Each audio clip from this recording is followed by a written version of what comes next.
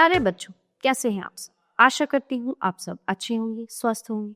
स्वागत है आपका इस कक्षा में। आइए आज हम पढ़ते हैं व्याकरण का पाठ 3 संधि। संधि, संधि विच्छेद, संधि के भेद। संधि होता क्या है? संधि होता है मतलब जोड़ यानी कि ज्वाइनिंग, यानी कि दो शब्दों को आपस में जोड़ना। दो शब्दों को या स्वर से स्वर का मेल, या स्वर से व्यंजन का मेल, या व्यंजन से स्वर का मेल, वो होता है संधि। और इसके बाद संधि विच्छेद भी होता है कि जब हम स्वर से स्वर अलग कर देते हैं, है ना, दो शब्दों को अलग कर देते हैं, एक शब्द को दो शब्दों में बना देते हैं, तो वो होता है संधि विच्छेद। तो आइए विस्तार से जानें संधि के बारे में।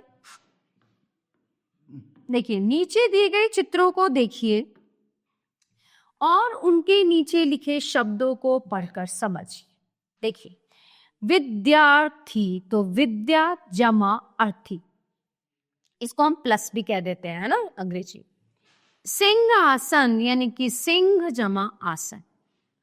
तो इन चित्रों के साथ लिखे शब्द विद्यार्थी और सिंहासन दो दो शब्दों के मेल से बने हैं।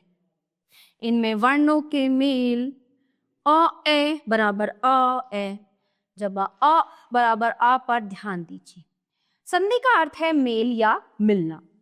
तो जब दो शब्द या पद पास पास होते हैं तब उनके उच्चारण में सुविधा लाने के लिए पहले शब्द के अंतिम वर्ण तथा दूसरे शब्द के पहले वर्ण को मिला दिया जाता है, जिससे नया शब्द बनता है। जैसे गिरी जमा ईश गिरीश, भोजन जमा आलय भोजनालय, जगत जमा नाथ जगन्नाथ, महा जमा इंद्र महेंद्र। तो दो ध्वनियों या वर्णों के मेल से जो विकार परिवर्तन उत्पन्न होता है उसे संधि कहते हैं। संधि करते समय इस बात का ध्यान रखा जाता है कि दो शब्दों या पदों के मेल से एक सार्थक शब्द बने। ठीक है। संधि विच्छेद, विच्छेद का अर्थ होता है अलग कर देना।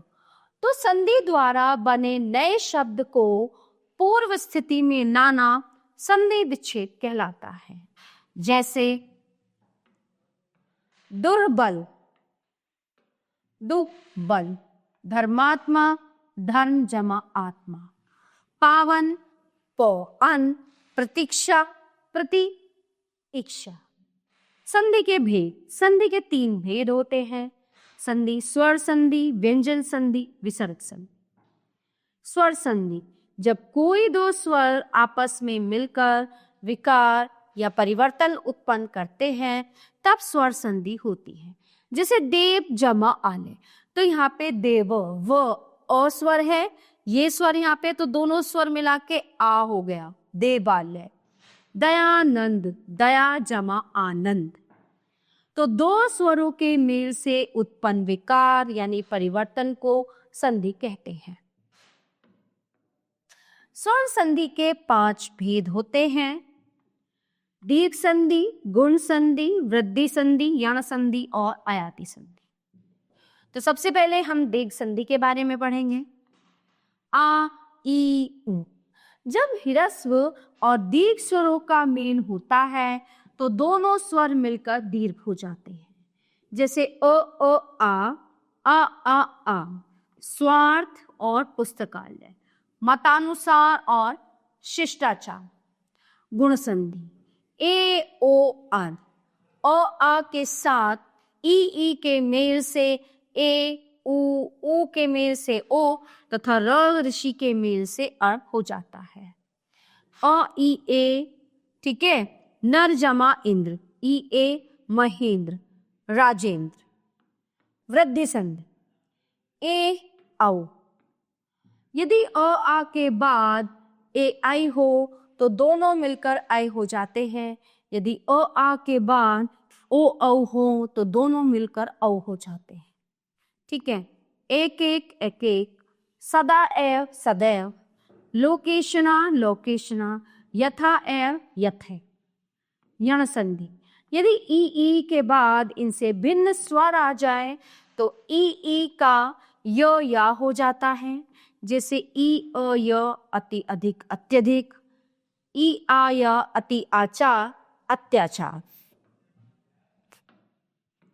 अयादि संधि, अ आय आई अव आम अवी यदि ए ऐ ओ औ के बाद इनसे भिन्न स्वर आ जाए तो ए का आय, आई का आय, ओ का औ तथा औ का औ बन जाता है। जैसे ने अन नयन, गे अक गायक। व्यंजन संधि, व्यंजन का व्यंजन अथवा स्वर से मेल होने पर जो विकार उत्पन्न होता है वो व्यंजन संधि कहलाता है। जैसे संसार, संसार, संसार व्यंजन से व्यंजन का मेल है, म स त म ये भी व्यंजन से व्यंजन का मेल है, ठीक है। त ल ये भी व्यंजन से व्यंजन का मेल है, उल्लास। त ई ये व्यंजन है, ये स्वर है, जगदीश, व्यंजन और स्वर, इन दोनों में भी व्यंजन से व्यंजन, और यहाँ इसमें भी उज्जवल और जगन्नाथ, ठीक है। अब आता है विसर्ग संधि। विसर्ग के साथ स्वर या व्यंजन का मेल होने से जो विकार उत्पन्न होता है वो विसर्ग संधि कहलाता है। जैसे नी रस, नीरस, नि आकार, निराकार, दु बल, दुर्बल, नमः ते, नमस्ते, नि नय, निर्णय, नि मल, निर्मल, मनः रंजन, मनोरंजन, नि रो, निरो, ठीक है। तो प्यारे बच्चों, ये था हमारा पाठ संधि जो यहीं पे समाप्त होता है। आशा करती हूँ आपको अच्छे से समझ आया होगा। मिलते हैं अगली कक्षा में। धन्यवाद।